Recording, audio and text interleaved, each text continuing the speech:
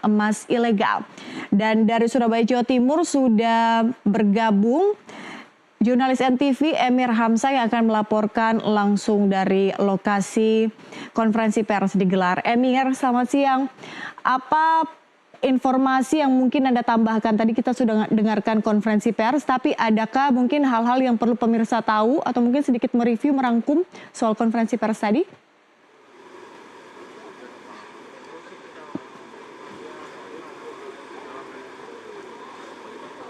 Ya, Peti dan pemirsa Nusantara TV, memang dapat kami sampaikan saat ini saya berada di salah satu tempat industri daerah Margomulyo, Surabaya, di mana tepat di salah satu gudang ini disimpan begitu sekitar lebih dari 2.500 drum cyanida, di mana cyanida ini merupakan termasuk bahan berbahaya aktif. Tadi telah disampaikan juga modus operandi di mana pelaku ini menggunakan surat perusahaan yang memang sudah tidak aktif untuk dapat mendapatkan cyanida secara ilegal ini dikirim ke Indonesia dan disebarkan begitu ke beberapa tambang ilegal. Di belakang saya nampak begitu ya, drum berwarna abu-abu ini merupakan salah satu drum yang berasal dari China. Namun untuk mengetahui, melihat begitu ya, drum dari China ini ada sekitar lebih dari 2.500 drum, di mana ini merupakan bahan berbahaya kimia cyanida begitu, atau sodium cyanide. Saat ini saya sudah berada langsung bersama Dir Tipiter Barreskrim Polri, Brigjen Pol Nunung Syaifuddin. Selamat siang Bapak, apa kabar? Selamat siang, kabar baik Mas. Ya Bapak, dapat ditunjukkan nggak tidak Bapak kepada pemirsa Nusantara TV ini seperti apa drum yang merupakan cyanida berbahan kimia ini, seperti apa nih Pak? Jadi sebagaimana kita lihat di belakang kita, ini adalah tumpukan drum-drum cyanida yang merupakan bahan berbahaya yang kita sita dari PT SHC sebanyak 6.101 drum. Ya. Ini lebih kurang ada sekitar 18 sampai 19 kontainer. Barang ini kita sita ada di dua lokasi, yang pertama di Tandes Surabaya dan yang kedua di Gempol Pasuruan, ya, Gempol Pasuruan. Modus operandi mereka adalah impor barang berbahaya berupa cyanida ini dari Cina, kemudian dikeluarkan isinya dan ditaruh di drum yang merupakan drum yang seolah-olah berasal dari BUMN PPI yang sudah ditunjuk oleh negara untuk melakukan impor daripada cyanida ini dengan harga yang lebih mahal. Ya, saya kira itu gambaran singkatnya. Ini apakah merupakan sindikat cyanida baru begitu? Apakah ada kesinambungan dengan mafia-mafia tambang ilegal yang berada di beberapa wilayah Indonesia ini, Jenderal?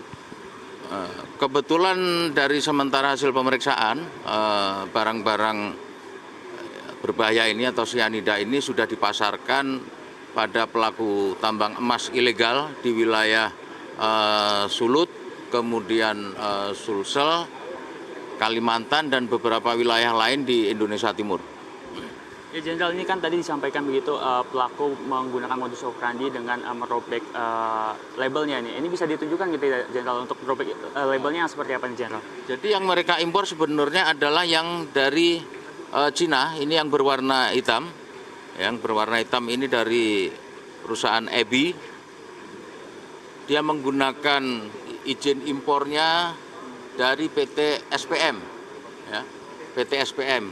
PT SPM ini merupakan perusahaan tambang emas yang sudah tidak berproduksi lagi, tetapi izinnya digunakan oleh PT SHC untuk digunakan mengajukan impor cyanida dari Cina.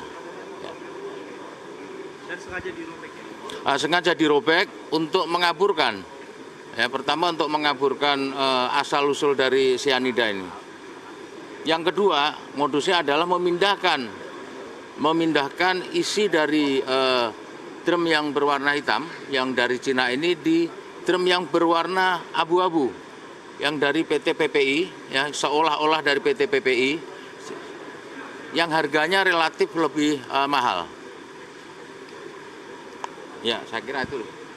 Ya, jadi Jenderal ini merupakan labelnya begitu Jenderal yang dirobek ini? bisa ditunjukkan Jenderal kepada pemirsa Nusantara TV? Ya, kira-kira ini label yang dari PT Heavy ya, yang di drum warna hitam. Ini harganya lebih murah. Kemudian ini dipindahkan ke drum warna abu-abu yang seolah-olah berasal dari PT PPI yang mempunyai izin impor resmi, sehingga harganya lebih mahal. Ya Jenderal, ini kan sudah selama setahun kurang lebih begitu pelaku menggunakan izin begitu perusahaan yang sudah tidak aktif. Ini keuntungan yang sudah diperkirakan begitu saat ini sebanyak berapa nih Jenderal? Keuntungan kita belum bisa kalkulasi karena kita belum tahu pasti sudah berapa lama kegiatan ini beroperasi. Ini kita masih melakukan pendalaman terhadap dokumen-dokumen perusahaan ya. Namun selama 1 tahun terakhir sudah ada 7 kali pengiriman yang kita coba kalkulasi bahwa omset selama 1 tahun itu lebih kurang 59 M lebih kurang. Ya Jenderal, ini kan terdapat drum begitu dari Cina dan dari Korea juga tadi sempat ada Jenderal. Ini rata-rata satu drum ini kan sekitar 50 kilogram begitu Jenderal. Ini dijual di pasaran ke para tambang ilegal ini sekitaran berapa dijual oleh pelaku ini Jenderal? Jadi gini, yang untuk mereka kan tidak menjual yang drum warna hitam ya, karena sudah dikamuflase di drum warna abu-abu. Mereka biasa membeli dari harga 4 juta lebih kurang dan dijual di pasaran bervariasi antara 6 juta sampai 12 juta tergantung jauhnya wilayah. Berarti ini apakah sudah terindikasi begitu Jenderal para tambang ilegal ini merupakan tambang yang memang ilegal atau memang para tambang yang legal tapi menggunakan begitu cyanida impor ilegal ini Jenderal? Yang paling banyak menggunakan adalah tambang-tambang ilegal, walaupun tidak menutup kemungkinan tambang emas legal pun juga mengambil, tapi biasanya langsung dari PPI, bukan dari distributornya. Ini kan sudah terdapat satu pelaku begitu Jenderal yang ditetapkan sebagai tersangka. Ini nanti selanjutnya apakah ada tersangka-tersangka lain termasuk para tambang-tambang ilegal ini akan ditetapkan sebagai tersangka juga begitu Jenderal? Nanti kita akan kembangkan ke situ ya, karena kita sementara ini adalah memutus rantai pendistribusian dalam rangka meminimalisir adanya tambang emas ilegal. Ya Jenderal, terakhir ini untuk mafia tambang ilegal ini kan beredar begitu di Indonesia. Ini apakah ada himbauan begitu terkait cyanida ilegal yang telah diungkap gitu oleh Dirtipiter Jenderal? Kalau saya menghimbau kepada pemilik tambang legal ya, kalau tambang ilegal pasti saya tangkap gitu aja. Himbauan saya kepada pemilik tambang ilegal agar mengecek kembali cyanida yang mereka beli harus benar-benar sebagaimana yang sudah diatur oleh pemerintah, baik itu mengenai kualitasnya maupun perusahaan yang melakukan importirnya.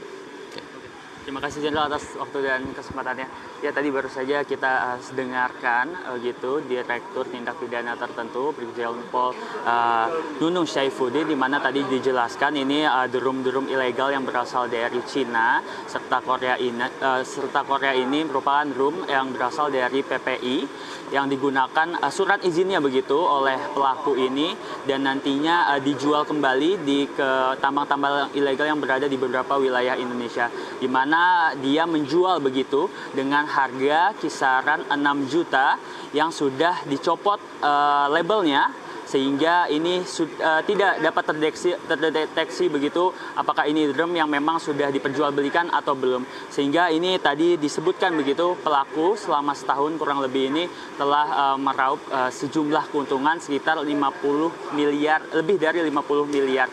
Dan juga masih akan terdapat beberapa pelaku mungkin yang akan disampaikan begitu oleh Dirtipiter Polri. Ini dapat dilihat begitu saat ini Dirtipiter Barreskrim Polri Brigjen Pol Nunung Saifuddin sedang menunjukkan salah satu drum-drum yang berjumlah sekitar 1092 sodium cyanide, di mana drum ini merupakan drum yang berasal dari Cina. Ini saya ingin menunjukkan kepada pemirsa Nusantara TV seperti apa bentukan label yang memang berada di drum. Ini jika dilihat memang ini berasal dari China begitu.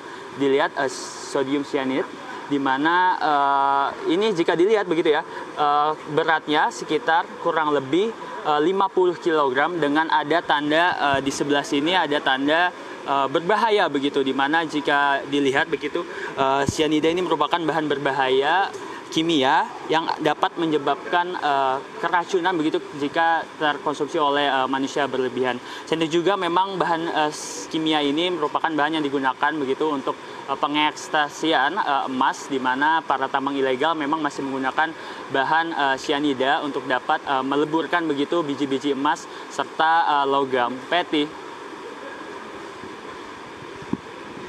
Emir, satu pertanyaan lagi. Itu banyak sekali drum-drum di belakang Anda. Selanjutnya itu akan diapakan, Emir?